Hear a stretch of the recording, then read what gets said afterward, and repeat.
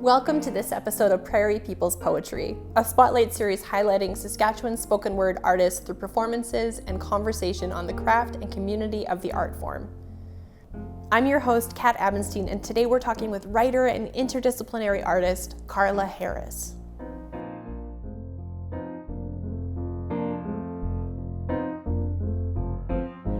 Hi, I'm Carla Harris. I am a disabled interdisciplinary artist and writer from Treaty 4 territory here in Regina. So Carla, can you tell me a little bit about your process of writing? Sure. I think I learned a great lesson from Louise Bernice Half a number of years ago. She gave a workshop at the Regina Public Library, and actually it was just a discussion.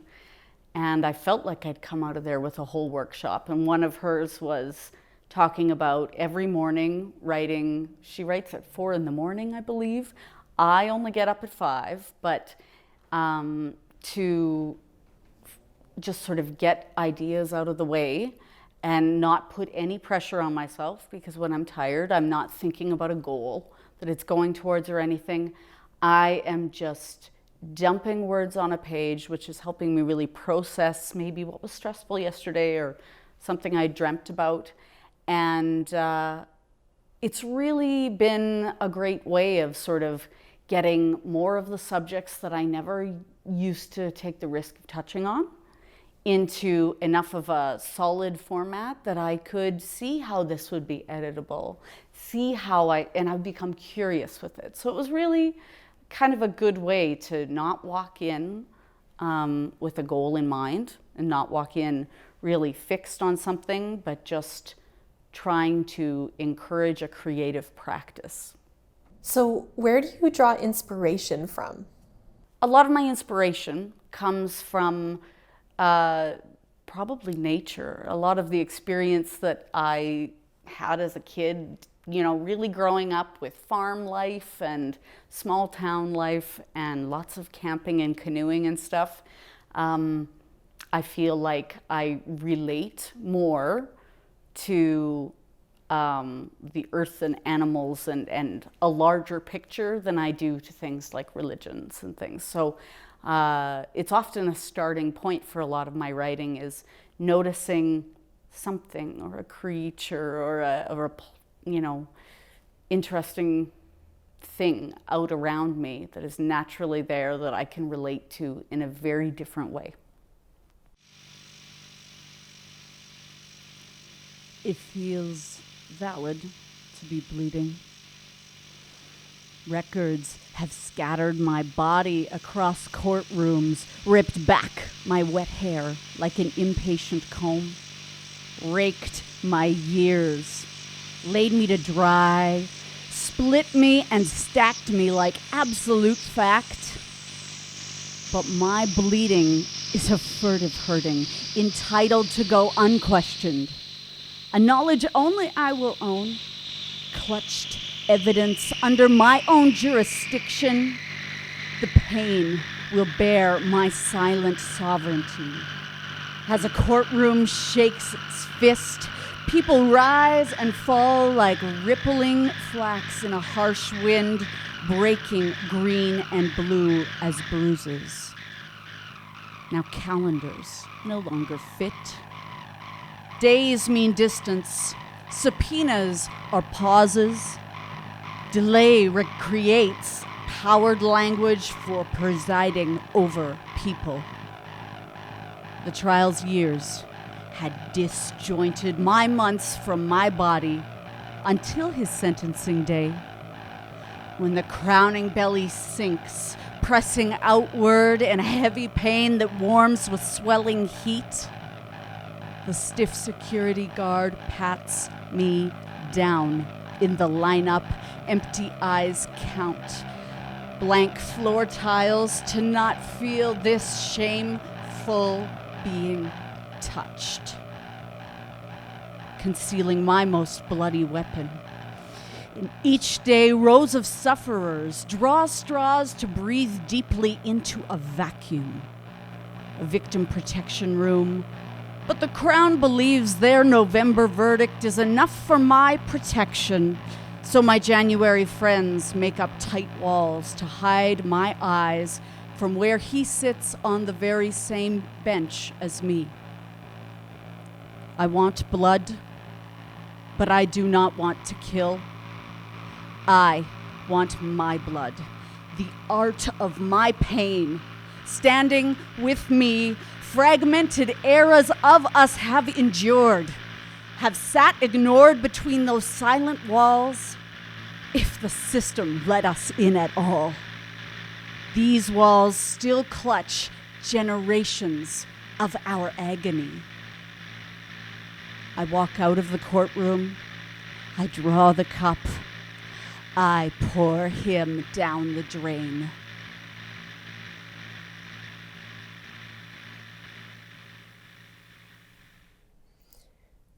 What do you think the secret is to good writing?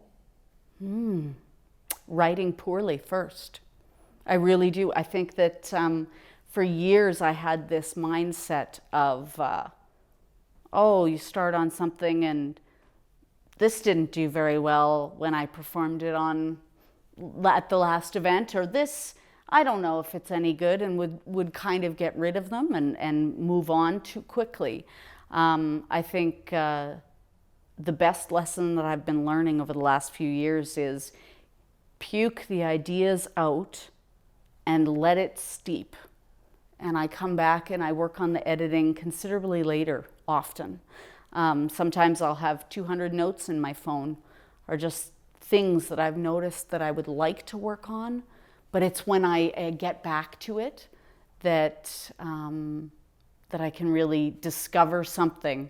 The most important part, though, is to not pressure oneself for churning out something perfect immediately. What does your editing process look like? My editing process, it's kind of different often, but I keep every draft, because sometimes I have been, improving things and doing something new, and then realized, I miss what it was that I was interested again in the start, what got me going on this subject. So I'll go back and read the first draft, and suddenly I might find bits in there that are more useful than anything I'd accidentally edited out, not yet seeing where the whole piece could go. So that's really become my saving grace, because I forget everything, is just saving each version separately so that I can really process it later once I've, better explored the whole subject. Baking soda's the answer, she says. Her eyes drop as hands redden, scrubbing proof out of echoed words. With pursed lips, I nod. We do. We live to unclog the drain, to pour down the drain, to clear escape route futures for our dissolving daughters when they too are washed in that unspoken decline. Drains require no power to move, no ticket to buy, swept swiftly, falling with consistent calibration. Boiling water and baking soda is surely good enough. But if she doesn't feel any cleaner, a thrash of vinegar will flare her foolish nostrils to whip her with instinctive anger. Rinsing forgiveness in balanced proportions will dissolve to make one sasson cleanse that sterilizes us as unsensual.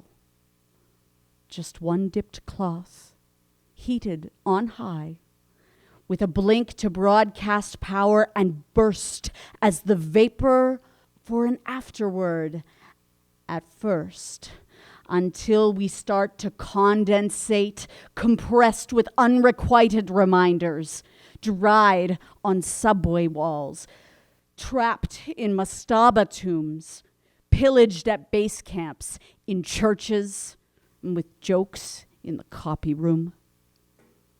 But the baking soda she said. So slick, she said. So simple to wipe away. Easing doors to tug past treacherous depths of inhaling.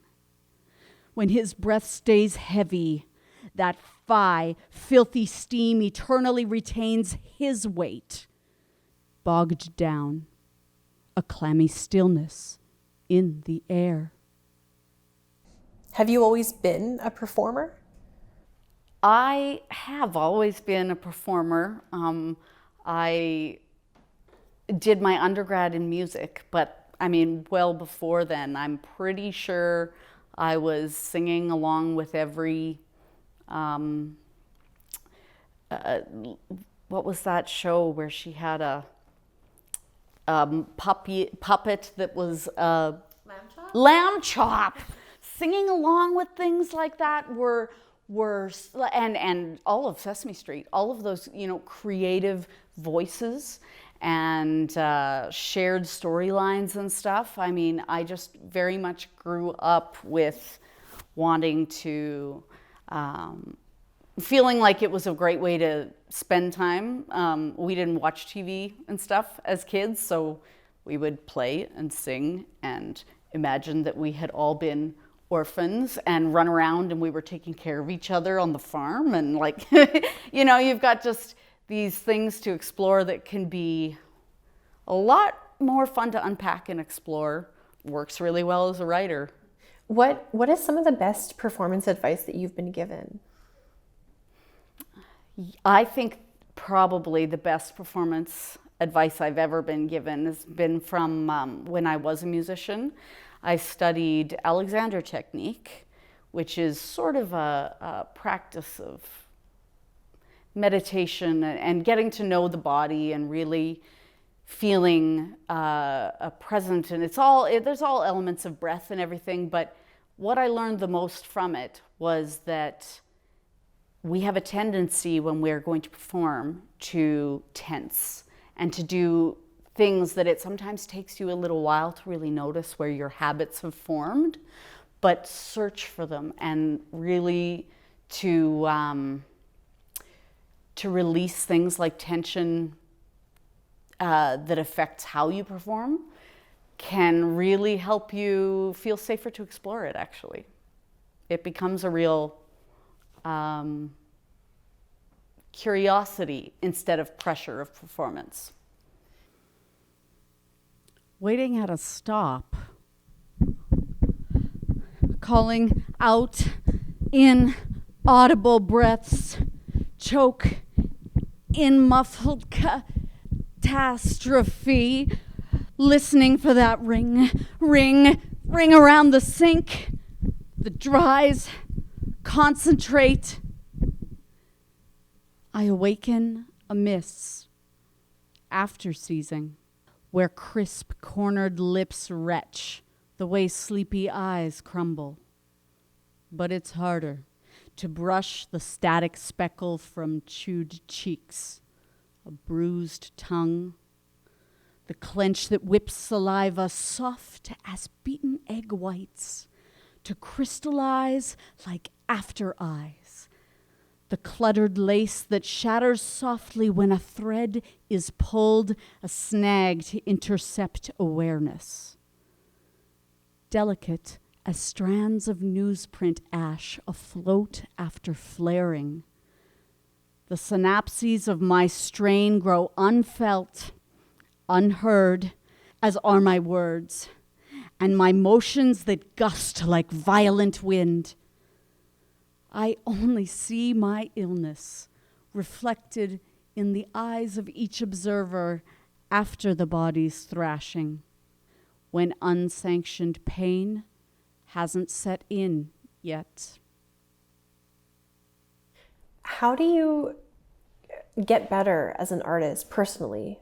Professional development, things like that. Thank you. That's a great question. What has made a huge difference for me as an artist to improve has been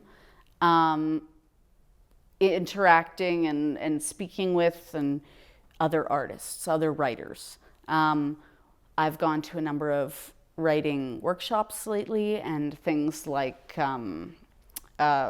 writing retreats, where I was surprised to see all of these different ways that all of these artists could be writing about completely different things that we don't as people think we would relate with, but the process itself was so fitting that you could learn incredible things from somebody that's doing something completely different from you, and you could be really inspired by the work that they're doing. And so just being able to